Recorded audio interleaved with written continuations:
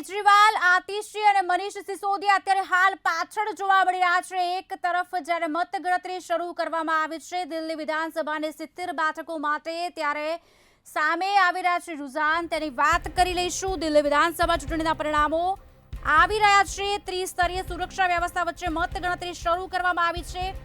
ભાજપ 40 બેઠક પર આગળ છે. 11 જિલ્લાના 19 કેન્દ્ર પર મતગણતરી ચાલી રહી છે. ત્યારે તમામ બેઠકો ઉપર જે બધાની નજર છે, આપ 28 બેઠક પર આગળ છે. નવી દિલ્હી બેઠક પરથી કેજરીવાલ પાછળ છે, આપને જણાવી દઈએ. ત્યારે કાલકાજી બેઠકથી આતિશી પાછળ છે. બધાની નજર તેના પર છે કે શું અરવિંદ કેજરીવાલની આગેવાની હેઠળની આમ આદમી પાર્ટી જીતશે કે પછી ભાજપ રાજધાનીના 27 વર્ષના સત્તાના દુષ્કાળનો અંત લાવશે. ધીરે ધીરે મતગણતરીના પરિણામો આવી રહ્યા છે સામે. કોંગ્રેસ જે છેલ્લી 2 ચૂંટણીઓમાં એક પણ બેઠક જીતી શકી નથી, તેને પણ ઇલેક્શનમાં ખાતું ખોલવાની ક્યાંક અપેક્ષાઓ હાલ જોવા મળી રહી છે. આપને જણાવી દઈએ, જે પોસ્ટલ બેલેટ છે તેનો રાઉન્ડ પૂરો થઈ ગયો છે. હવે ઈવીએમની ગણતરી શરૂ થઈ ચૂકી છે. શરૂઆતી વલણમાં ભાજપને બહુમતી હાલ તેઓ કહી રહ્યા છે. ટ્રેન્ડમાં ભાજપ બહુમતીને પાર હોય તેવું લાગી રહ્યું છે. 42 સીટથી બીજેપી આગળ છે. આપના કેજરીવાલ, આતિશી, સિસોદિયા અને અવધ ઓઝા પાછળ જોવા મળી રહ્યા છે. એક તરફ જ્યારે દિલ્હીમાં વિધાનસભાની ચૂંટણીના પરિણામો આવી રહ્યા છે, ત્યારે ત્રિસ્તરીય સુરક્ષા વ્યવસ્થા વચ્ચે મતગણતરી શરૂ કરવામાં આવી રહ્યા છે. ત્યારે બીજી તરફ લાઈવ અપડેટ સમય આપને આપી રહ્યા છે કે ભાજપના જે ઉમેદવાર છે રમેશ બિગુડી, તેઓએ પૂજા કરી છે. બીજી તરફ ભાજપના જે નેતા છે અનિલ શર્મા, તેમણે કહ્યું છે કે 100% ભાજપ સરકાર આવશે. દિલ્હીમાં જે ભાજપ અધ્યક્ષ છે તેમણે કહ્યું છે કે પરિણામો અમારા પક્ષમાં આવશે. દિલ્હી ભાજપના જે પ્રમુખ છે વિરેન્દ્ર સચદેવાએ કહ્યું છે કે દિલ્હીના લોકોએ વિકાસનો માર્ગ પસંદ કર્યો છે અને પરિણામો અમારા જ પક્ષમાં આવશે. ત્યારે ઈવીએમથી ગણતરી શરૂ થઈ ચૂકી છે. ગ્રેટર કૈલાશથી આપના જે સૌરભ ભારદ્વાજ છે તે આગળ જોવા મળી રહ્યા હતા.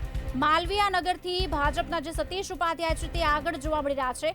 ત્યારે બુરારીથી આપના સંજીવ ઝા આગળ જોવા મળી રહ્યા છે.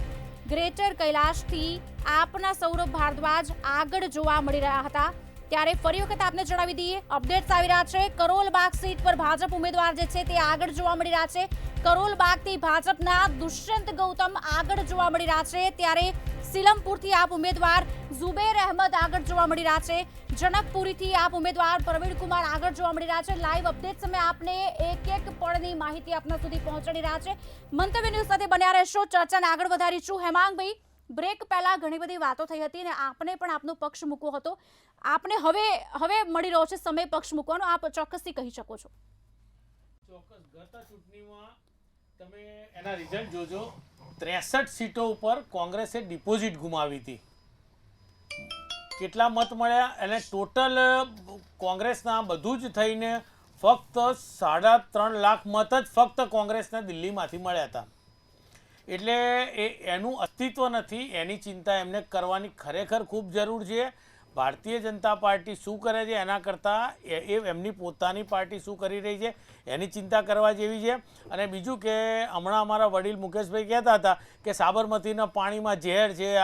હવે એમને બી કેજરીવાલની કદાચ આદત જેવું થઈ ગયું હોય. નર્મદાનું પાણી અત્યારે ઘરે ઘરે આવે છે. તમારે આરો કે એક્વાગાર્ડના પ્લાન લગાવવાની ઘરમાં જરૂર નથી. એટલું પરફેક્ટ TDS હાઉસ, ખૂબ સરસ પાણી, પીવાલાયક પાણી અત્યારે અમદાવાદને મળી રહ્યું છે, પૂરા ગુજરાતને મળી રહ્યું છે. એટલે આવી ખોટી પાયાવિહોણી વાતો કરવી નકામી છે. કે આ યમુનાજીની વાત છે, તમે એની ચિંતા કરો. અને યમુનાજીમાં બી એનું જ પાણી ઘરે ઘરે લોકો પીશે. જ્યારે કેજરીવાલે એની અંદર ઝેર નાખ્યાનો આરોપ કર્યો ત્યારે એની તપાસ થઈ અને એની તપાસમાં ફરી પાછું આવ્યું કે ભાઈ આ વ્યક્તિ જુઠ્ઠું બોલે છે અને આ જેટલા બી આક્ષેપ લગાવે છે તદ્દન ખોટા છે. એટલે વારંવાર, અને આ શું છે કે ભાઈ એમની જોડે ગઠબંધન કરેલી સરકાર, એટલે એમને પણ હવે પૂરેપૂરી ટેવ પડતી જાય છે કે શું કરવું. તો ભાઈ ભારતીય જનતા પાર્ટીને પ્રચાર કરવાની કોઈ જરૂર રહેતી જ નથી. ભારતીય જનતા પાર્ટી વિકાસના કામો કરીને આવે છે. પ્રચાર તો કેજરીવાલ અને કોંગ્રેસ ભારતીય જનતા પાર્ટીનો જુઠ્ઠું બોલીને કરી આપે જ છે. એ જે કોઈ સ્ટેટમેન્ટ આપે છે એ દરેક મતદાર અને આમ જનતા સમજી શકે છે કે આ જે કંઈ બોલી રહ્યા છે એ તદ્દન જુઠ્ઠું અને પાયા વિહોણી વાત કરે છે, એટલે આ વસ્તુ તરત એ હેમાંગભાઈ, ખોટી છે. લોકસભાની જે લોકસભા તો વિધાનસભાની છે, પણ બીજી એક વસ્તુ ઉમેરવા માંગીશ કે લોકસભાની જ્યારે ચૂંટણી હતી ને ત્યારે આતિશ્રીએ એવો દાવો કર્યો હતો કે ભાજપના તેના એક સહયોગી દ્વારા આતિશ્રીનો સંપર્ક કરવામાં આવ્યો હતો અને દબાણ કરવામાં આવ્યું હતું કે ભાજપમાં જોડાઈ જાય. એટલે આ એક શું કહી શકાય, આને કયા વિષય પર હું લઈ શકું? એક તરફ જ્યારે વિધાનસભાની ચૂંટણી થવા જઈ રહી છે, ચૂંટણી થઈ ચૂકી, આજે પરિણામની વાત થઈ રહી છે, ત્યારે બીજી તરફ તો ભાજપ ઉપર આક્ષેપો આપ તરફથી અનહદ પ્રકારે મૂકવામાં આવ્યા છે. આને હું શું કહી શકું? હોર્સ ટ્રેડિંગ કહી શકું એક રીતે, કે આને હું ભૂલી જાઉં ને આગળ બીજો કોઈ સવાલ પૂછું આપને? હેમાંગભાઈ, આ તો આપ પણ જાણો છો કે આ તદ્દન ખોટી વાતો હોય છે અને વારંવાર ઇલેક્શન ટાઈમે કોઈ ખોટી વાત કરી અને લોકોને ખોટા રસ્તે લઈ જવા માટે, ભ્રમિત કરવા માટેના આવા સ્ટેટમેન્ટો એમના કન્ટિન્યુઅસ ચાલુ છે.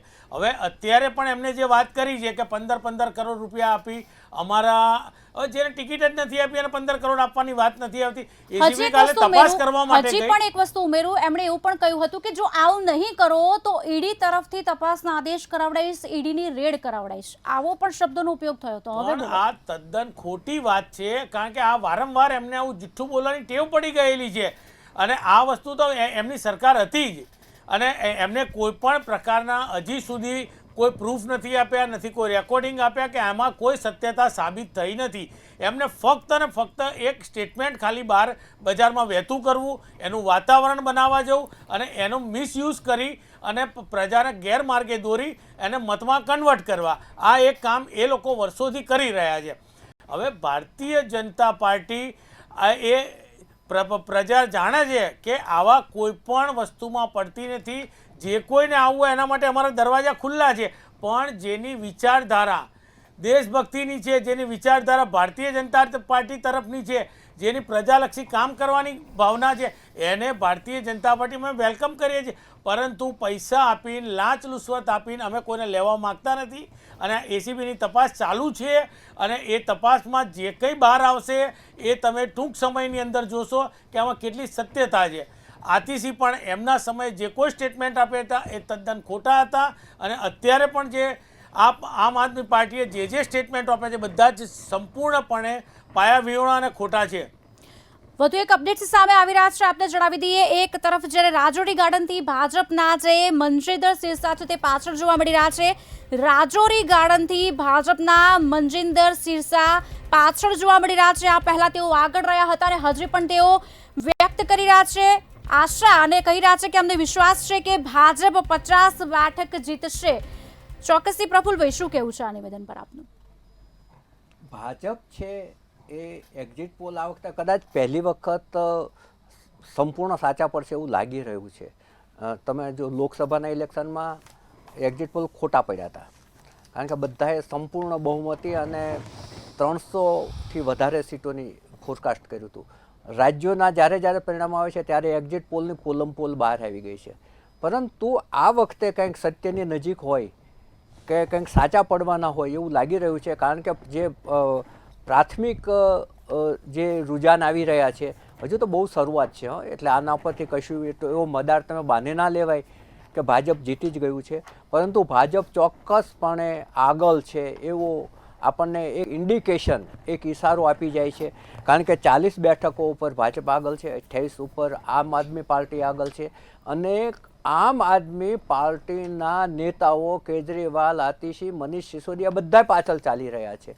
એટલે લોકમત કઈ દિશામાં જશે એ આપણે આગળ જેમ ઈવીએમ ખુલશે એમ ખબર પડશે, કારણ કે માત્ર 70 બેઠકો જ છે એટલે બહુ ઝડપથી પરિણામો આવી જશે.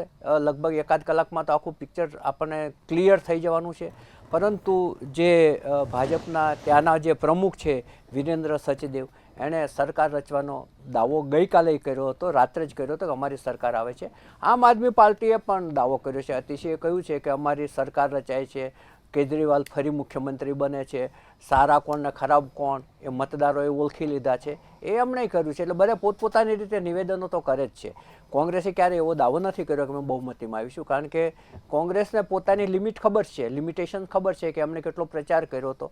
શરૂઆતમાં તો એમણે કોઈ આક્રમકતા દાખવી જ નહોતી. છેલ્લે રાહુલ ગાંધી અને પ્રિયંકા ગાંધી મેદાનમાં આવ્યા અને થોડું એમણે આક્રમક પ્રચાર કર્યો. કારણ કે શરૂઆતમાં એ બહુ ફૂંકીને ચાલતા હોય એવી રીતે ચાલતા હતા કે આમ આદમી પાર્ટી છે એમનું ઘટક દળ છે ઇન્ડિયાનું, એટલે એને ખરાબ ના લાગવું જોઈએ એ રીતે ફૂંકીને ચાલતા હતા. પછી થોડા એ ખુલીને બોલતા થયા, પરંતુ એટલે એ એક જે અસમંજસનું વાતાવરણ હતું એની અસર મતદારોના માનસ ઉપર ચોક્કસપણે થઈ હોય.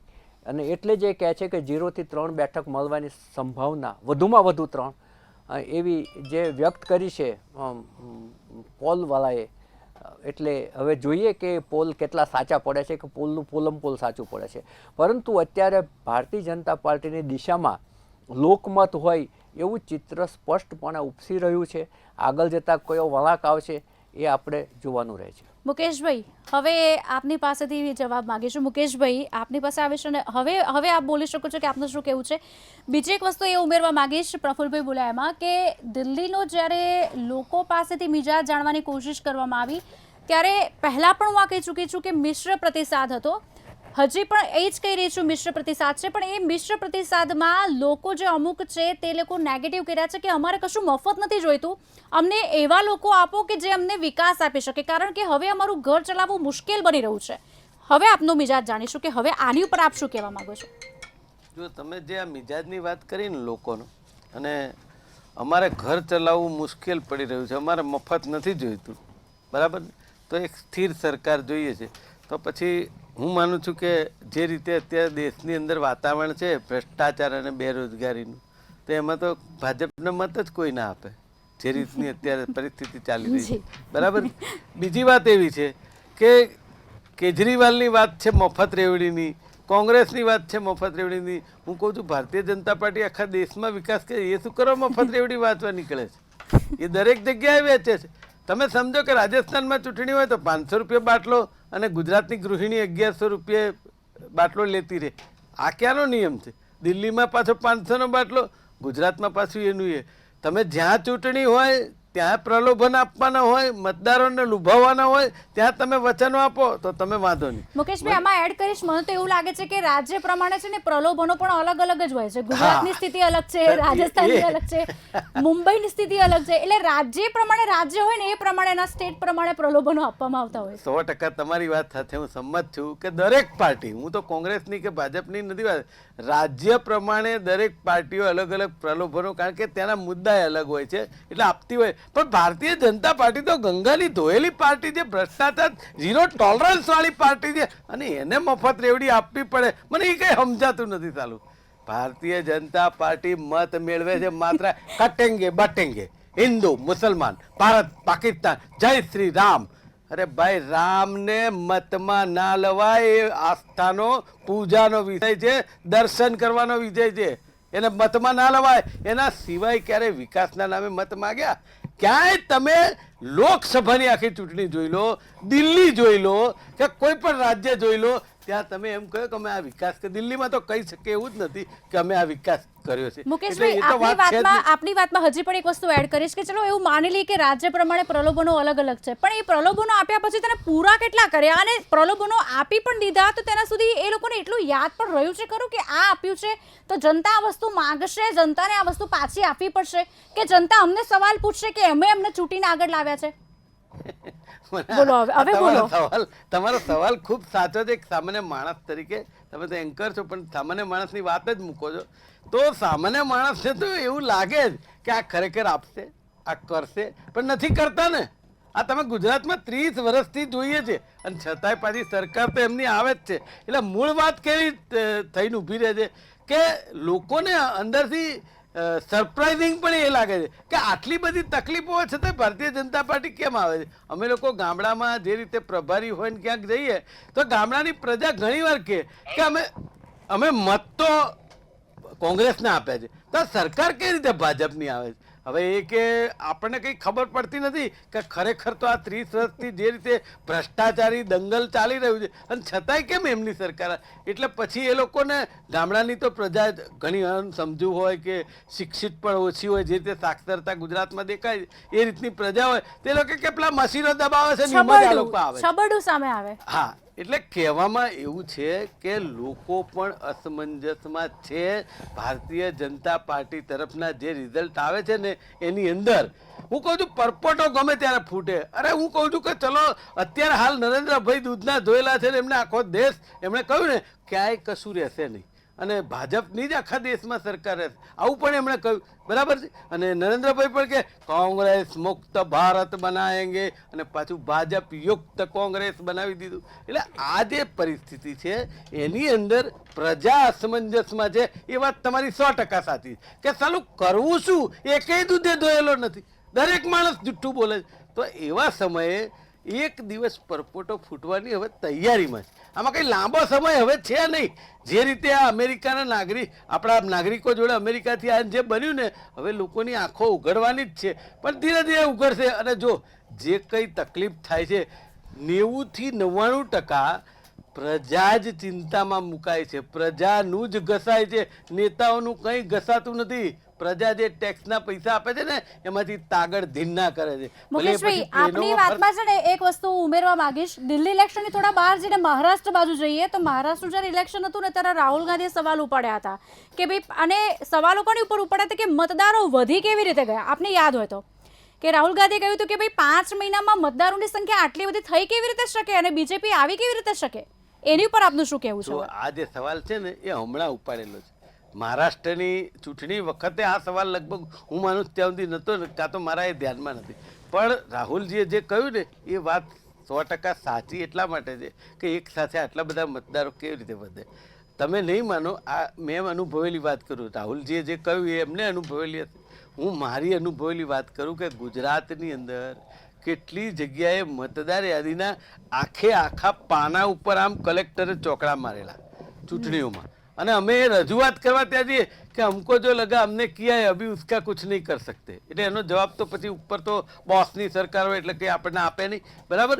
પણ આ પરિસ્થિતિનું નિર્માણ થયેલું છે કે જ્યાં અમુક પાર્ટીના મતદારો હોય એ લોકો જે લોકો અવલોકન કર્યું હોય એ પ્રમાણે કરી દેતા હોય છે. અને એ વાત સાચી છે કારણ કે ભારતીય જનતા પાર્ટી જે સંસ્થાઓ છે ધારો કે ચૂંટણી પંચ, ધારો કે ઈડી, ધારો કે ક્રાઇમ બ્રાન્ચ, આનો ઉપયોગ બહુ સારી રીતે કરે છે અને એમના પક્ષમાં મત લેવા માટે દબાવવા, ધમકાવવા, ડરાવવા આ કામ માટે એજન્સીઓનો ખૂબ સારી રીતે કરવા માટે ભારતીય જનતા પાર્ટી જાણીતી છે. અને એના કારણે જ કેટલીક જગ્યાએ પરિણામો બદલાતા હોય છે ને કે મહારાષ્ટ્રની અંદર તમે જુઓ તો ખરા કેટલા પક્ષ, કેટલા ટુકડા, કેવી રીતે થયા, કેટલા ગુનેગારો, કેટલા જેલમાં જવાની તૈયારી અને હવે બધા ગંગામાં ધોઈ ગયા. તમે વિચાર તો કરો આ રાજકારણ કઈ દિશામાં જઈ રહ્યું છે. ચોક્કસ એક મહત્વના અપડેટ્સ આપી દઈએ. વધુ એક સમાચાર મળી રહ્યા છે. આપને જણાવી દઈએ કે આપ ઉમેદવાર વિકાસે કહ્યું છે કે દિલ્હીમાં લોકો અમારા કામથી ખુશ છે.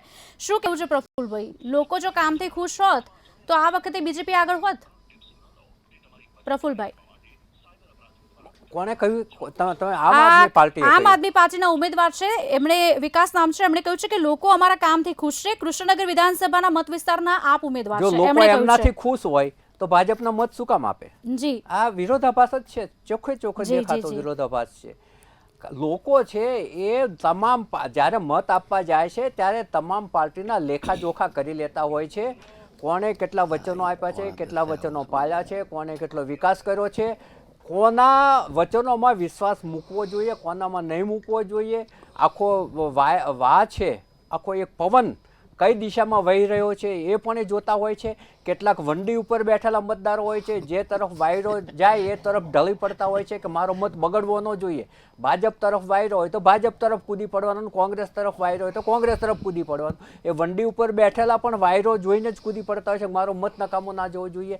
એટલે આ જે નાના કાર્યકરો અને જે નેતાઓ જે નિવેદનો કરતા હોય છે એમાં કોઈ જ જાતનું બહુ તથ્ય આધારિત નથી હોતું, પોતાના પાર્ટીના સ્વાર્થ આધારિત હોય છે. એટલે એને આપણે બહુ વજન ના આપી શકીએ. પરંતુ જે મુકેશભાઈએ વાત કરી ને રેવડી, હવે રેવડી છે બહુ સારી એક મીઠાઈ છે. એની અંદર તલ અને ખાંડ એક પૌષ્ટિક આહાર છે.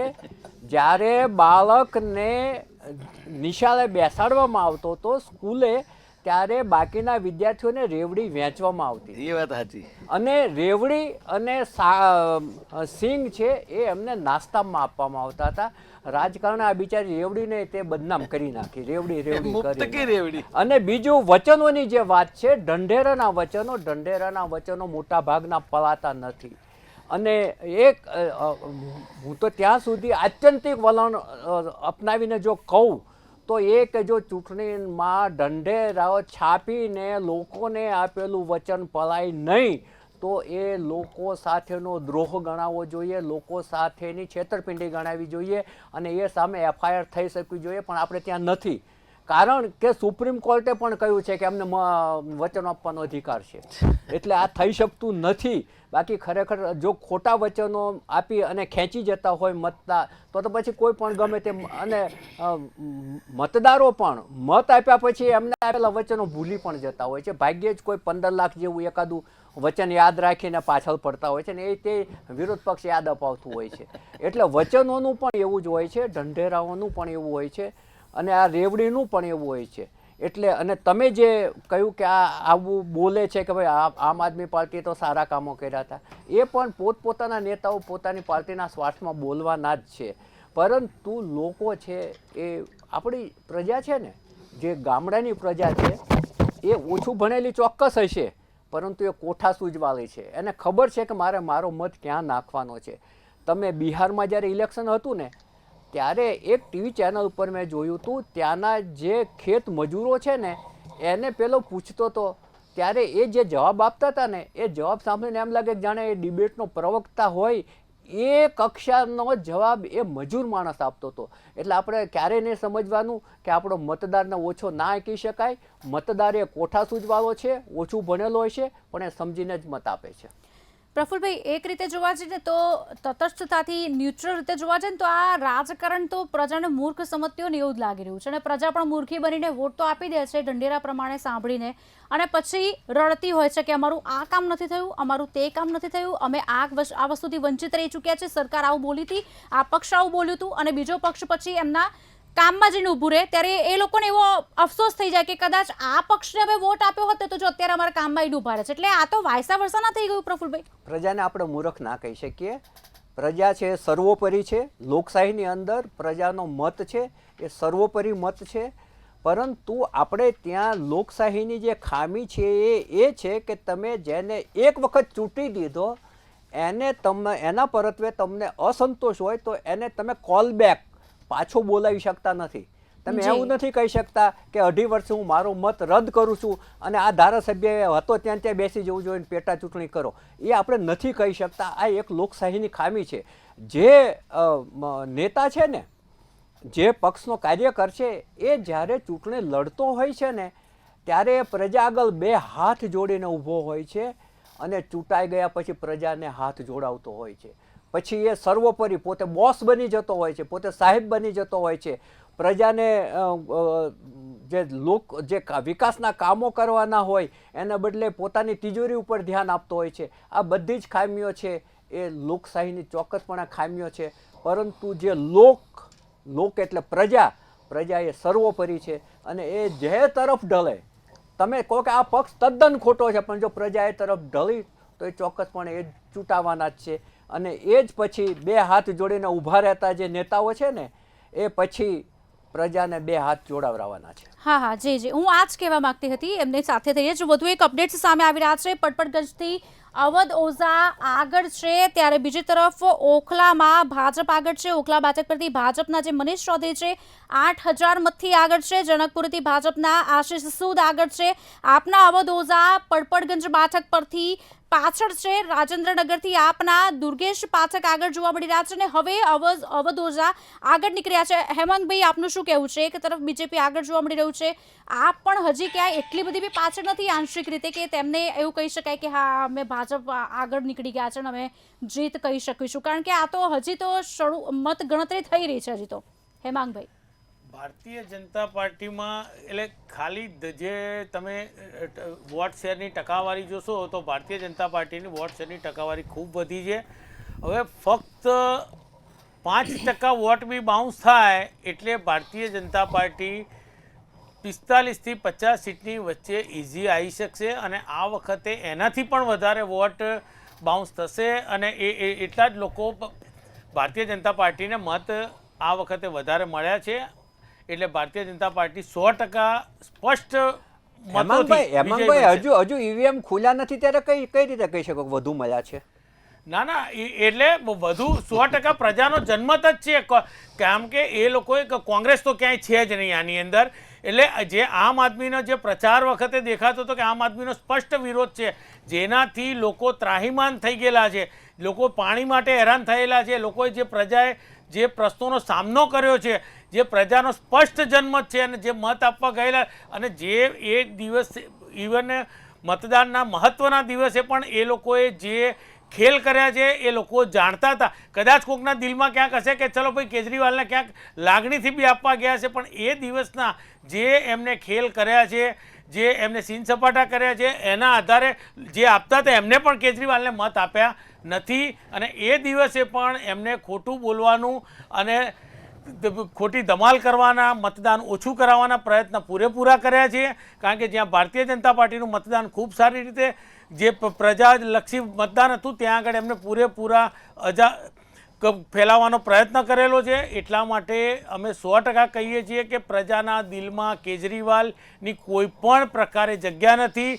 આમ આદમી પાર્ટી તો ઠીક છે, પણ એના આગળના પહેલા 5 નેતા પણ કેજરીવાલ સહિત આ વખતે ખૂબ સારી રીતે હારશે. કોઈ પણ એમને મત આપી શકે એવી જગ્યાઓ છે જ નહીં. એટલે અમને પૂરેપૂરો વિશ્વાસ છે કે એ હારવાના છે. બીજા નંબરે કે આ જે ઈવીએમની વાત મુકેશભાઈએ કરી, ઈવીએમની પ્રક્રિયામાં હું લગભગ છેલ્લા 9 વર્ષથી ઇલેક્શન કમિશન સાથે કાર્યપદ્ધતિમાંથી જોડાયેલો છું અને મને એની પદ્ધતિ ખબર છે. જ્યારે આપણે અહીંયા હોય ત્યારે પહેલાં મશીનો ત્યાં આગળ આવે છે, એનું લોક ખોલે ત્યારે બી બધી પાર્ટીને જણાવે કે ભાઈ તમે આવજો, આજે ત્યાં લોક ખોલવાનું છે. પછી એની સાફ સફાઈ થાય છે ત્યારે પણ તમને બોલાવવામાં આવે છે, એના ટેસ્ટિંગ થાય ત્યારે પણ તમને બોલાવવામાં. આજ સુધી કોંગ્રેસ પાર્ટી કે બીજી કોઈ પણ પાર્ટીની કોઈ પણ વ્યક્તિ નથી જતી. ભારતીય જનતા પાર્ટીના કાર્યકરો કે જેને જવાબદારી સોંપવામાં આવી છે એ સંપૂર્ણપણે ત્યાં હાજરી આપે છે, એમની દેખરેખ નીચે કામ થતા હોય છે અને એમને કહેવા છતાં, વારંવાર ફોન કરવા છતાં, કાર્યાલય ઉપર લેખિતમાં મોકલવા છતાં પણ એમની જોડે એવી કોઈ જવાબદાર વ્યક્તિ નથી અને એ લોકો આને યોગ્ય ટાઈમ ગણતા નથી અને આવતા નથી. અને ઈવીએમ પર ઠીકરા ફોડવાનું કામ કરે છે. ઈવીએમ એટલી ખૂબ સારી સિસ્ટમ છે કે જેમાં કમ્પાઉન્ડની ખોટું થવાની કોઈ જ સંભાવના જ નથી. અને આજે તમે પોતે બી મત જ્યારે આપો છો ત્યારે તમે જોઈ શકો છો કે તમે કોને મત આપ્યો અને સાંજે જ્યારે તમે ઘરે જાઓ છો, તમારો અંદર બેઠેલો પુલિંગ એજન્ટ છે એ જ્યારે 17 ફોર્મ લઈ જાય છે ત્યારે એને પોતાને પણ ખ્યાલ હોય છે કે અંદર શું વિગત ભરીને આપી છે અને એ દિવસે જ્યારે તમે કાઉન્ટિંગમાં જાઓ છો ત્યારે એ જ ફોર્મ તમારી સામે હોય છે, એ જ પરફોર્મન્સ તમને બતાવવામાં આવે છે અને એ જ વસ્તુ થાય છે. એટલે તદ્દન ખોટી વાત. અને હા, ચૂંટણી પંચના આંકડામાં ટકાવારીની વાત કરે તો એમાં કેવું હોય કે ભાઈ જો અત્યારે પણ તમે જોજો કે એમની જોડે બધી જગ્યાના આંકડા આવે, એના કેલ્ક્યુલેશન થાય અને ત્યારબાદ એ આંકડા રજૂ કરતા હોય છે અને જ્યારે ફાઇનલ આંકડા આપવાના હોય ત્યારે એમને બહુ જ પરફેક્ટ કેલ્ક્યુલેશન કરીને આપતા હોય છે. એટલા માટે ક્યારેય ચૂંટણી પંચ જેવી સંસ્થા ઉપર આક્ષેપ કરવા એટલે તદ્દન ખોટી વાત છે. જ્યારે કોંગ્રેસ કે વિરોધ પક્ષ જ્યારે જીતતો હોય છે ત્યારે તો એમને ચૂંટણી પંચ ખૂબ સારું લાગે છે, ઈવીએમ ખૂબ સારા લાગે છે. એવા કોઈ વખતે એમને નથી કીધું કે ઈવીએમમાં તકલીફ હતી, એ વખત તો ઝંડા ઊંચા કરી દોડતા હોય છે. આપને રોકવા માંગીશ, માફ કરશો. અત્યારે હાલ ચર્ચાના દોર યથાવત રાખીશું પણ વિરામનો સમય છે, લેશું એક વિરામ, ત્યારબાદ પરત ફરીશું. Welcome back. હવે સમાચાર તરફ આગળ વધીશું. એક તરફ જ્યારે દિલ્હી વિધાનસભાની વાત થઈ રહી છે ત્યારે નવી દિલ્હીથી કેજરીવાલની સાથે સંદીપ દીક્ષિત પણ પાછળ છે. ભાજપના પ્રવેશ શર્મા આગળ છે, આતિશી પાછળ છે. ભાજપ 50 બેઠકને આગળ જોવા મળી રહી છે. શરૂઆતના ટ્રેન્ડમાં ભાજપ બહુમતને પાર હોય તેવું ચોક્કસ લાગી રહ્યું છે. આમ આદમી પાર્ટી 19 બેઠક પર આગળ છે. દિલ્હી વિધાનસભાની ચૂંટણીમાં પોસ્ટલ બેલેટની ગણતરી પૂર્ણ, હવે ઈવીએમની ગણતરી ચાલી રહી છે. વલણોમાં કોંગ્રેસ માત્ર 1 બેઠક પર આગળ જોવા મળી રહી છે. ત્યારે એક અર્થ એ લઈ શકીએ કે ભાજપે શરૂઆતના ટ્રેન્ડમાં બહુમતીનો આંકડો પાર કર્યો છે. દિલ્હીના વલણમાં મોદીની લહેર જોવા મળી રહી છે. શરૂઆતના ટ્રેન્ડમાં આપના ઘણા જે મોટા માથાઓ છે તે પાછળ છે. નવી દિલ્હી બેઠક પરથી આપના અરવિંદ કેજરીવાલ, કાલકાજી બેઠક પરથી આતિશી, માલવીય નગરથી સોમનાથ ભારતી, તો ઓકલાથી અમનતુલ્લા ખાન પાછળ જોવા મળી રહ્યા છે. પડપડગંજ બેઠક પરથી અવધ ઓઝા અને જંગપુરા બેઠક પરથી મનીષ સિસોદિયા આગળ નીકળ્યા હોય તેવી વાત અત્યારે હાલ સામે આવી રહી છે. જોડાયેલા રહેશો મંતવ્ય ન્યૂઝ સાથે. લાઈવ અપડેટ્સ પળની માહિતી આપના સુધી પહોંચાડી રહ્યા છે.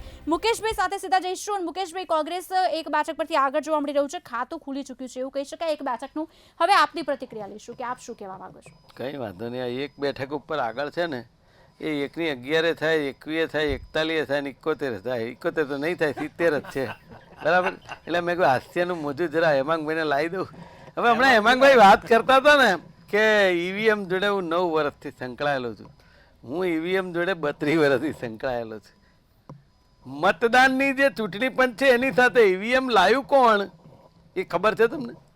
ઈવીએમ લાવ્યું યુપીએ સરકાર વખતે કોંગ્રેસ જ લાવ્યું, બરાબર છે. એટલે ઈવીએમ ઉપર શંકાની વાત નથી, તમે સમજો. ઈવીએમની અંદર ચેડા કરનાર સાથે શંકાની વાત છે, સમજ્યા? અને ઈવીએમની વાત મેં શું કહ્યું એ તમે સમજ્યા જ નહીં. કે તમે અંતરિયાળ ગામડામાં જાઓ, કોઈક જગ્યાએ 1000 મત હોય, 2000 મત હોય, 500 મત હોય, તો એ કાર્યકર્તાઓને પૂછીએ કે તમે લોકો વોટ આપતા નથી ને અત્યારે ફરિયાદો કરો છો કે મારું આ કામ થતું ને. અમે કે ભાઈ આ કોંગ્રેસને મત આલ્યો છે, ચમનો ભાજપને ગયો. આવી વાત જ્યારે થતી હોય ત્યારે આપણને એમ થાય કે એ મતદારો સીધી શંકા ઈવીએમ ઉપર કરે. છતાંય અમે એને સમજાવીએ કે ભાઈ ઈવીએમની અંદર કંઈ થતું નથી, તો કે અમારો મત ગયો ક્યાં? આ જે વાત છે ને એના હિસાબે શંકાનો દોર છે. અને ભારતીય જનતા પાર્ટી દરેક એજન્સી, દરેક મશીનરી સાથે ચેડા કરવા માટે જાણીતી છે. એ કેટલી વાર સાબિત થયું છે, એ દેખાયું છે. કારણ કે તમે સમજો કે સીધી રીતે સીધી લીટીમાં કોઈ સરકારે લાવી શક્યા નથી. તમે મહારાષ્ટ્રની અંદર જોયું, સીધી રીતે સરકારમાં હતા નહોતા. પણ પછી હવે જે રીતે તોડ જોડ, ઘડીકમાં પેલું શરદ પવારની પાર્ટી તોડીને ઘડીકમાં ઉદ્ધવ ઠાકરે લાગ્યું પાછું કર્યું. એટલે કહેવાનો મતલબ એવો છે અલ્ટિમેટલી કે જે કંઈ ભારતીય જનતા પાર્ટી કરી રહી છે ને એ સત્તા મેળવવા કરી રહી છે. અને સત્તા કરતાં સત્તાની અંદર હોય ત્યારે એમનું ધ્યાન ક્યાં હોય છે કે કયા રાજ્યમાં મારી સરકાર નથી, કઈ રાજ્યમાં મારે તોડી નાખવી, કઈ રાજ્યમાં પૈસાથી આઘું પાછું થઈ જાય, આ ધ્યાન હોય છે. જો તમારું ધ્યાન તમને સત્તા સોંપ્યા પછી વિકાસમાં કે પ્રજાહિતના કાર્યમાં હોય તો હું માનું છું આટલા 10-11 વર્ષથી તો તમે સરકારમાં સેન્ટ્રલમાં છો, 30 વર્ષથી ગુજરાતમાં છો, કોઈ પ્રશ્ન હોવો જોઈએ ખરો મારી દ્રષ્ટિએ? આજની તારીખે તમે જુઓ કે એવા બ્રિજ બને છે જે આખા ઉતારી લેવા પડે, એવા રોડ રસ્તા બને છે કે અમે 32 કિલોમીટર રોજ રોડ બનાવીએ છીએ. પણ કેવો, એક ભાઈ તો એવું કહેતા હતા કે નાના છોકરાના ગાલ જેવા રોડ. નાના છોકરાના ગાલને બદનામ હું કામ કરો છો? કોઈ દી નાના છોકરાના ગાલ આવા હોય? આવા તો જુઠ્ઠાણા ચલાવો. મને એક તમારા પ્રવક્તા ભાજપને એવું કે કપ રકાબી મૂકો ને ગાડીમાં તો એ હલે નહીં, એવા રોડ અમે બનાવી. મેં કહું એક રોડ બતાવી દો ભારત દેશનો કે જેની અંદર કપ પડી ન જાય, હું રાજકારણ છોડી દઈશ. સાહેબ એક રોડ એવો નથી. પણ એટલે જુઠ્ઠું બોલવાનો કોઈ આપણે કોઈ પ્રમાણ નથી કે તમે ક્યાં જુઠ્ઠું બોલો ને કેવી રીતે કરો. ભ્રષ્ટાચાર, ટેન્ડર પદ્ધતિ, ટકાવારી, આ ભાજપની નીતિ રીતિ છે, એ દેખાય છે, દરેક જગ્યાએ દેખાય. નો ડાઉટ કદાચ દિલ્હીમાં ભાજપ સત્તા પર આવી પણ જાય તો એનાથી આસમાની સુલતાની શું જોઈ લઈશું 5 વર્ષમાં શું તમે ફેરફારો કરો છો. માત્ર ને માત્ર પોકળ દાવા છે. જે તમને આપ્યું છે મતદારોએ એમાં તમે કાઠું નથી કાઢી શકતા, એમાં તમે નથી કંઈ કરી શકતા. અને તમે બીજાની લેવાની ખેવના રાખી અને અમે સત્તામાં, અમે સત્તામાં, અમે સત્તામાં. શું સત્તામાં? સત્તા એ માત્ર એક ખુરશી ઉપર બેસી જવાનું સાધન નથી. પ્રજાની સેવા કેવી રીતે કરવી, એનો એક મહાયજ્ઞ કરી એ પૂરો કેવી રીતે થાય, એ એક સાધના છે. બાકી આ માત્ર ને માત્ર વાતો કરવી અને પ્રજાને સારી સારી વાતો કરવી બધું દેખાય. અને દરેકે દરેક વખતે ધાર્મિક ભાવના ભડકાવી અને મત લેવા એ ભારતીય જનતા પાર્ટીની રીતિ છે. હવે લોકો એનાથી થાક્યા છે. હું એવું કહું છું કે તમે વિકાસની વાત કરો ને, તમે કહો વિકાસ, સર્વનો વિકાસ અને બધાનો વિકાસ, તો એ જે વિકાસની વાત કરો, વિકાસની વાત કરીને પ્રજાની વાત કરીને એની ઉપરથી એક મુદ્દો મને યાદ આવ્યો છે. આનાથી અલગ છે પણ એ મુદ્દો મને લાગે છે કે મારે કહેવો જોઈએ. બહુ સમય પણ એટલો બધો નથી થઈ ગયો કે આપણે ભૂલી જઈએ એ વાતને. અમદાવાદનો એક બ્રિજ છે કે 80 કરોડના ખર્ચે બનાવાયો અને નીકળે છે એ જગ્યાએ કે સામે દિવાલ છે, ત્યાં છોકરાઓ ક્રિકેટ રમે છે અને રિક્ષા પાર્ક કરે છે. મુદ્દો અલગ છે પણ આ પ્રજાની વાત નીકળી પ્રજા માટેની વાત નીકળી એટલા માટે આ વાત મને યાદ આવીને મને લાગ્યું કે મારે તમને કહેવું જોઈએ. હવે તમે કહો. આ તો તમે કીધું એ સનાતન સત્ય છે, તમે જ મીડિયામાં બહાર લાયા છો. ખરેખર તો હું એવું માનું છું કે વિરોધ પક્ષ કરતાં વધારે કામ મીડિયા કરે છે. હું એવું માનું, ચોક્કસ કબૂલ કરું છું, બરાબર. પણ એ જે બ્રિજ છે એની સામે દિવાલ, બ્રિજ તૈયાર છે ત્યાં સુધી એનું નિરાકરણ ન લાવી શક્યા. નો ડાઉટ એ દિવાલ છે, એ દિવાલ પડશે અને રસ્તો ચાલુ થશે, પણ એનું નિરાકરણ ન લાવી શક્યા આ અધિકારીઓ, આ જ ભાજપના નેતાઓ. અને કેમ નહીં કે સામે ભાજપના નેતાની જગ્યા હશે, કંઈ પણ હશે એટલા માટે. આ જ રીતે ધંધુકાનો બ્રિજ સાહેબ 5 વર્ષ સુધી પડી રહ્યો. એની હાઈટ કઈ રીતે મેચ કરવી ને એ કોઈને સમજાતું જ નહોતું. આ હાટકેશ્વરનો બ્રિજ આખો બની ગયા પછી ખબર પડી કે આના ઉપરથી કોઈ ચડશે તો પડી જશે.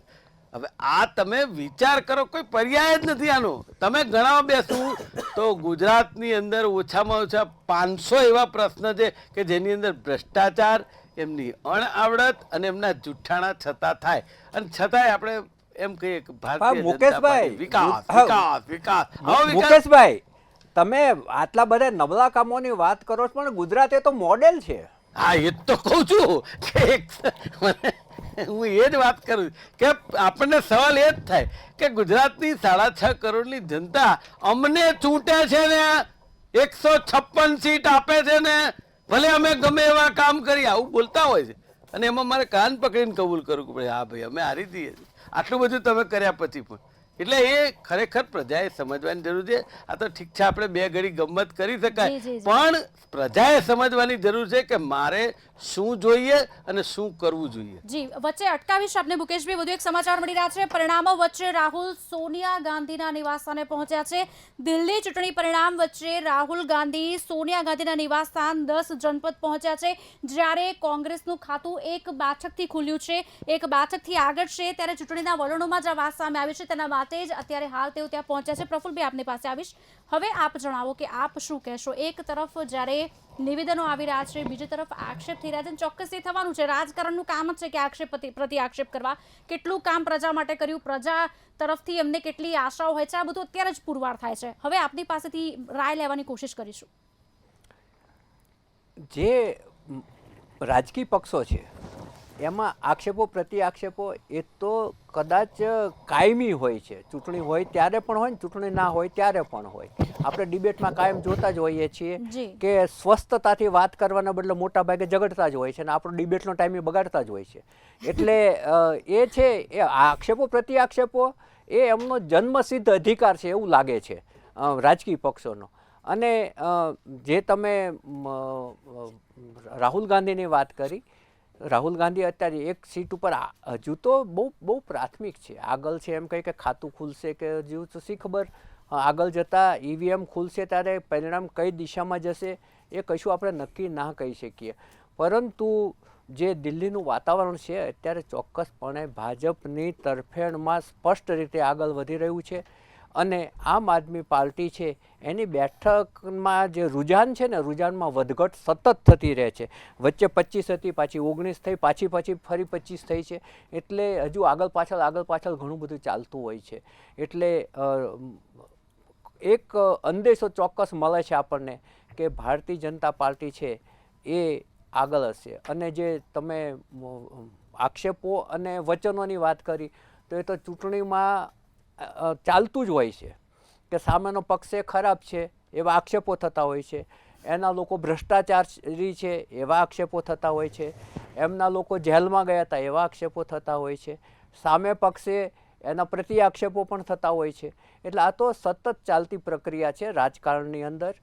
પરંતુ પ્રજાએ નક્કી કરવાનું હોય છે કે ઘણી વખત તો એવું થતું હોય છે કે 3 જે ઉમેદવારો ઊભા હોય ને, 3 છે ને એ લોકોને ગમતા ના હોય, પણ પછી 3માંથી ઓછો ખરાબ કોણ છે એની પસંદગી કરવાની આવતી હોય છે. કારણ કે આ લોકશાહી છે. પ્રફુલભાઈ, ઓમર અબ્દુલ્લા છે ને એમણે કટાક્ષ કર્યો છે કે હજુ પણ લડો એકબીજા સાથે, લડ્યા જ કરો અને ખીર જે છે બીજું કોક ખાઈ જશે. આ વિષય પર આપનું શું કહેવું છે? એણે એ જે ટોણો માર્યો છે એ ટોણો એણે કોંગ્રેસ અને આમ આદમી પાર્ટીને માર્યો છે જી કે તમે અંદરો અંદર લડો એટલે ભાજપને ખીર મળવાની જ છે. કારણ કે ભાજપ વિરોધી મતો છે એ કોંગ્રેસ અને આપ વચ્ચે વહેંચાઈ જાય એટલે ભાજપ સડસડાટ નીકળી જ જવાનું છે. એક સામાન્ય માણસ કહી શકે એવું ચોખ્ખું ગણિત છે. અને વિરોધ પક્ષો છે એ ક્યારેય એકદમ ભેગા નથી થઈ શકતા. થોડી વાર ભેગા થાય છે, થોડી વાર પાછા વિખરાય છે. લોકસભામાં બધા એક મંચ ઉપર હતા, પાછા આંતરિક ચૂંટણીઓ આવે. આપણે ગુજરાતમાંય ક્યાં અત્યારે નગરપાલિકાઓની ચૂંટણી છે તો આમ આદમી પાર્ટી અને કોંગ્રેસ વચ્ચે ક્યાં કોઈ સંકલન થયું છે? નથી થતું. દિલ્હીમાં નથી થયું. એવી રીતે એ લોકો અંદરો અંદર જે ખેંચતાણ ચાલતી હોય છે એનો એટલે એ પોતાનો સ્વાર્થ પણ નથી સમજતા એવું ઓમરનું કહેવું છે, મારું નહીં. એ પોતે એમ કહેવા માગે છે કે તમે તમારો સ્વાર્થ સમજીને પણ સીટોની વહેંચણી કરો અને એક થઈને ભાજપ સામે લડો તો કંઈક તમે પરિણામ મેળવી શકો. કારણ કે ભાજપની જે પ્રચારની પદ્ધતિ છે, એની ચૂંટણી લડવાની પદ્ધતિ છે, એની જે બૂથ મેનેજમેન્ટ છે, એની ગોઠવણ છે, એની પાસે કાર્યકરોની ફોજ છે અને સતત ચૂંટણી ઉપરનું ચિંતન છે એમનું. એમને સામે ચૂંટણી 24/7 ચૂંટણી હોય છે. ચૂંટણી આવે ત્યારે દોડે છે એવું સમજવાની જરૂર નથી. ગુજરાતમાં ચૂંટણી આવીને એના 4 મહિના પહેલાંથી વડાપ્રધાનશ્રી અને ગૃહમંત્રીશ્રીના આંટાફેરા વધી ગયા હતા. તમે જુઓ એ ક્યારથી આયોજન કરતા હોય છે, ક્યારથી પ્લાનિંગ કરતા હોય છે. કોઈ પરિણામ એમનામ નથી આવતું હતું. એ એમની તમે મહેનત કહો તો મહેનત છે, તમે જે કહો તે, પરંતુ એ મહેનતનું પરિણામ ભાજપ લઈ જાય છે. એની સૂઝબૂઝ અને એ તમે એમ કહો કે આમ કરે છે તેમ કરે છે તો એ રાજકીય પાર્ટી છે. એ કંઈ ભજન ગાવા તો આવી નથી. એને સત્તા જોઈએ છે માટે તો આવી છે. પછી તમે તમારી નબળાઈઓ છુપાવવા સામેને ગમે તે આક્ષેપ કરો તો એ કરી શકો છો. પ્રફુલભાઈ, આપે જે પ્રમાણે કહ્યું ભાજપનો, પણ એક વાત હું ઉમેરવા માંગીશ અને આપનો રાય અને મંતવ્ય તો ચોક્કસ એવા વિષય પર લેવા માંગીશ કે ભાજપ છે ને હંમેશા મુખ્યમંત્રીના નામ લઈને આશ્ચર્યચકિત કરતી જ હોય છે. એના કિસ્સા પહેલાં બી ઘણી વખત સામે આવી છે. ગુજરાત જોઈ લો, ગુજરાતમાં પણ પહેલાં એવું થઈ ચૂક્યું છે. એટલે ભાજપ હંમેશા એક પત્તું એવું બંધ રાખતી હોય છે કે પાછળથી ખુલે ને ત્યારે તમામ લોકો, પાર્ટીના લોકો સાથે લોકો પણ આશ્ચર્યચકિત થતા જ હોય છે. અરે ખાલી મુખ્યમંત્રી વાત ના કરો. ભારતીય જનતા પાર્ટી કોથળામાંથી બિલાડું કાઢવા માટે ટેવાયેલી હોય છે. ક્યારેક તો બિલાડીના બદલે સિંહનું બચ્ચું કાઢી નાખે, ખબર ના પડે કે આમાંથી શું કોથળામાંથી નીકળ્યું. એ તમે જુઓ કે રાષ્ટ્રપતિના નામની પસંદગી હોય, તમારા પાર્ટીના પ્રદેશ પ્રમુખના નામની પસંદગી હોય. તમે જુઓ CR પાટીલના નામે કોઈ અજાણ્યું જ નામ લઈ આવશે, કોઈને ખબર નહીં હોય. અત્યારે રેસની અંદર 15 જણાના નામો ચર્ચાય છે કે OBCમાંથી આવશે ને આમાંથી આવશે ને આ ભાઈ આવશે ને મુખ્યમંત્રી પટેલ છે એટલે પાટીદાર નહીં હોય ને OBCનું હશે ને સામે શક્તિસિંહ છે તો કોઈ દરબાર હશે. જાતના તમે તુકા લડાવો, પેલો કોઈક નવું જ માણસ લઈ આવશે. એવી જ રીતે મુખ્યમંત્રીનું નામ પણ ઘણી વખત અગાઉથી જાહેર કરી દેતા હોય છે કે આના નેતૃત્વમાં લડાઈ રહી છે અને ઘણી વખત એ લોકો ખાનગી રાખતા હોય છે. અને જ્યારે ખાનગી રાખે ને ત્યારે કોઈ પણ ચકિત કરી દેનારું નામ એ લઈ આવતા હોય છે. કારણ કે એની પાસે એક ડેટા બેંક છે. જે ભાજપ છે ને એની જે થિંક બેંક છે ને એની પાસે એક ડેટા બેંક છે કે કોની કેટલી લોકપ્રિયતા છે, એ કયા સમાજમાંથી આવે છે, એ સમાજ ઉપર પ્રભુત્વ કેટલું છે, એ આર્થિક રીતે, સામાજિક રીતે એ કેટલા લોકોને પ્લીઝ કરી શકે એવું છે. એ બધું જોયા પછી તમામ એના સમીકરણોને ગણ્યા પછી એ લોકો નામની પસંદગી કરતા હોય છે.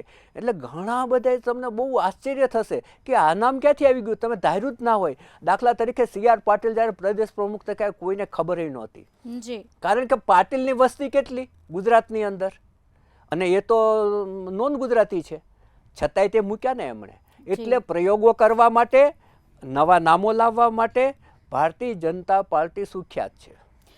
ચોક્કસી વધુ એક અપડેટ્સ આવી રહ્યા છે તેની પર નજર કરી લઈશું. હાલ મુસ્તફાબાદ સીટ ઉપરથી તાહિર હુસૈન 5મા નંબરે ચૂંટણી લડી રહ્યા છે. તે હાલ આગળ છે 5700 મતથી.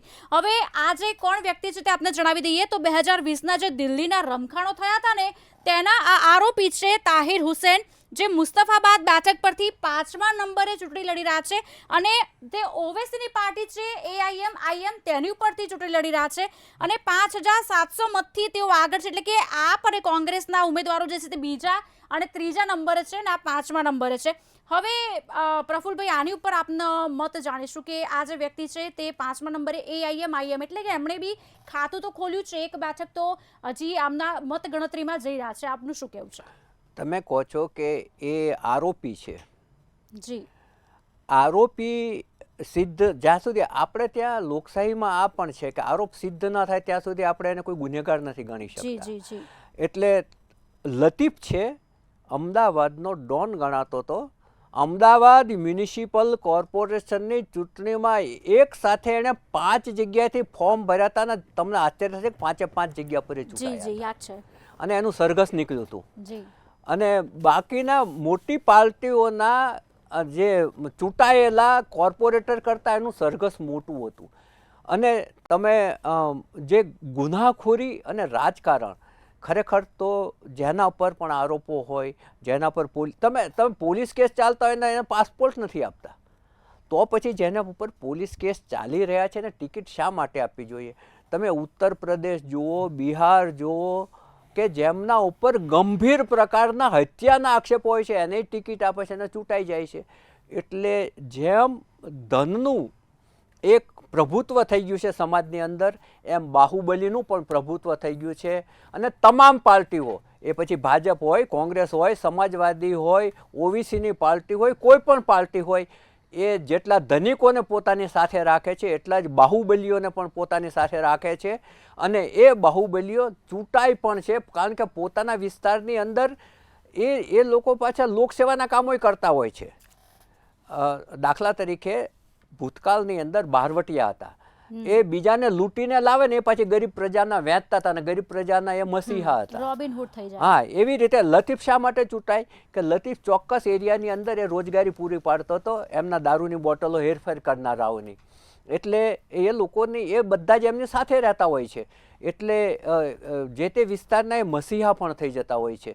એટલે એને રાજકીય પક્ષોની આ સૌથી મોટી નાદારી છે કે આવા લોકોને ટિકિટ આપવી પડે છે. ચોક્કસથી વધુ એક અપડેટ્સ તરફ નજર કરી લઈએ. નવી દિલ્હીમાં ભાજપ આગળ જોવા મળી રહ્યું છે. અત્યાર સુધીમાં 4943 મતોની ગણતરી થઈ ચૂકી છે. કેજરીવાલને 2198 મત, પ્રવેશ વર્માને 2272 મત અને સંદીપ દીક્ષિતને 404 મત મળ્યા છે. ભાજપ 74 મતથી આગળ છે. હવે ટ્રેન્ડ્સની વાત કરી લઈએ તો ટ્રેન્ડ્સ વચ્ચે આપના જે નેતા છે સંજયસિંહ, પાર્ટી કન્વીનર અરવિંદ કેજરીવાલના ઘરે આ વિષય પર વાત કરવા માટે પણ ચોક્કસથી પહોંચી રહ્યા હોય તેવા દ્રશ્યો દેખાઈ રહ્યા છે. હેમાંગભાઈ, આપ શું કહેશો? દિલ્હીમાં એક તરફ મોદીની લહેર દેખાઈ રહી છે, ટ્રેન્ડમાં ભાજપ બહુમતને પાર જઈ રહ્યું છે. આપ અને કોંગ્રેસ ક્યાંક વિખરાયેલી હોય તેવું જોવા મળી રહ્યું છે. આપ અને કોંગ્રેસ વિખરાયેલી જ છે અને આમાં બી એ લોકોનું ઇન્ટરનલ રાજકારણ છે. આની અંદર જ્યારે કોંગ્રેસ પાર્ટી દિલ્હીમાં સંપૂર્ણપણે હારી જાય છે, આની પહેલાં પણ એમણે ડિપોઝિટ ગુમાવી હતી, એટલે કેજરીવાલ જાણે છે કે આમની જોડે દિલ્હીમાં ગઠબંધન કરવાથી કોઈ ફાયદો નથી અને એમને પણ નુકસાન જવું હતું, એટલે એમને ગઠબંધન કર્યું નથી. બીજા નંબરે કે આ વખતે કોંગ્રેસને 1 કે 2 સીટો અથવા સીટો નહીં મળે તો 100% એમના ગઠબંધનમાંથી પણ કોંગ્રેસ છેલ્લા ક્રમે જતી રહેશે અને કોંગ્રેસનું અસ્તિત્વનો સવાલ આવશે. એટલે કેજરીવાલ પોતે જાણે છે અને આની અંદર એમનો પ્રયત્ન એવો હતો કે દિલ્હીનું ઇલેક્શન કેજરીવાલને ઓવર કોન્ફિડન્સ હતો કે પોતે જીતશે, એટલે ગઠબંધનની અંદર એ પોતે એક પ્રભાવશાળી નેતા તરીકે બહાર આવવા માટે એમને આ વસ્તુ કરેલી હતી. એમને ગઠબંધન સ્વીકાર્યું નહોતું અને ગઠબંધન એટલે એમનું સંપૂર્ણપણે સ્વાર્થથી ચાલતું ગઠબંધન હતું. એના હિસાબે એમને એકબીજા સાથે ગઠબંધન નથી કર્યું અને ગઠબંધન કરે કે ના કરે, ભારતીય જનતા પાર્ટીને જે મત મળવાના છે મળવાના જ છે, કારણ કે કોંગ્રેસનો મતનો રેશિયો બિલકુલ રિઝલ્ટ આવ્યા પછી તમે જોજો બિલકુલ ખરાબ છે. એ ઊભી રહી કે ના ઊભી રહી એનાથી કોઈ જ લાંબો ફરક નથી પડતો.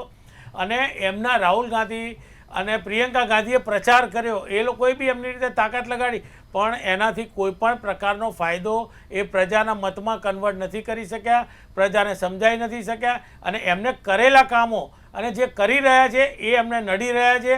અને જે અમારા મિત્ર મુકેશભાઈ કહેતા તે પ્રમાણે 70 વર્ષની કમ્પેરિઝન તો હવે બહુ જૂની વાત થઈ ગઈ, એ નથી કરતા. પણ એ જે કહેતા હતા કે 11 વર્ષમાં શું કર્યું, તો 70માં નથી થયું. એના કરતાં ઘણું જ બધું કામ, હજારો કિલોમીટરના રોડ રસ્તાને એ જો ગણાવવા જઈએ તો દિવસ પણ આખો ઓછો પડે, એટલા બધા કામ થયા છે. અને જે કહેતા હતા કે નાના છોકરાના ગાલ જેવા, નાના છોકરાના ગાલ, હકીકતમાં અત્યારે કુંભ જેવો સારો જે ચાલી રહ્યું છે એની અંદર બી ગુજરાતથી અને દેશભરમાંથી લોકો બાય રોડ જઈ રહ્યા છે. અને બાય રોડ જવામાં પણ એમને ક્યાંય તકલીફ નથી પડતી. અને દરેક તમે દુનિયાના આખા ગુજરાતના કોઈ પણ છેડે જાઓ, બાય રોડ નીકળશો તમને જરાય હેરાનગતિ નહીં થાય. રોડ રસ્તા ખૂબ સારા છે. કદાચ 2-5% ક્યાંય, હવે માનો કે 1000 કિલોમીટરનો રોડ બન્યો હોય અને ક્યાંક 2-5 કિલોમીટરમાં નાની મોટી ક્ષતિ આવી હોય તો એ કોઈ કારણસર હોય તો એની પણ યોગ્ય રીતે એનો નિકાલ લાવવાનો પ્રયત્ન કરતા હોય છે. પહેલાં આંગળીના વેઢે ઘણા એટલા બ્રિજ હતા, અત્યારે તમારે કોઈ પણ 4 રસ્તા ઉપર ઊભા નથી રહેવું પડતું. ઓવરબ્રિજ કે અંડરપાસ તમને મળી જ રહે છે. કદાચ ક્યાંક નાની મોટી ભૂલ થઈ હોય તો એનું પણ સોલ્યુશન આવશે. હેમાંગભાઈ, નવી દિલ્હીમાં કેજરીવાલ આગળ નીકળ્યા છે. રોડ પડી રહ્યા છે. નવી દિલ્હીમાં કેજરીવાલ આગળ નીકળી રહ્યા છે અને પહેલીવાર મનીષ સિસોદિયા આગળ નીકળ્યા છે. જો આપ જોઈ રહ્યા છો, ટીવી સ્ક્રીન પર દેખાઈ રહ્યા છે, બ્રેકિંગ મળી રહ્યા છે, અપડેટ્સ મળી રહ્યા છે કે ધીરે ધીરે આપ હવે આગળ જઈ રહ્યું છે. હજી આગળના રાઉન્ડો બાકી છે અને આગળના રાઉન્ડો તમે જુઓ.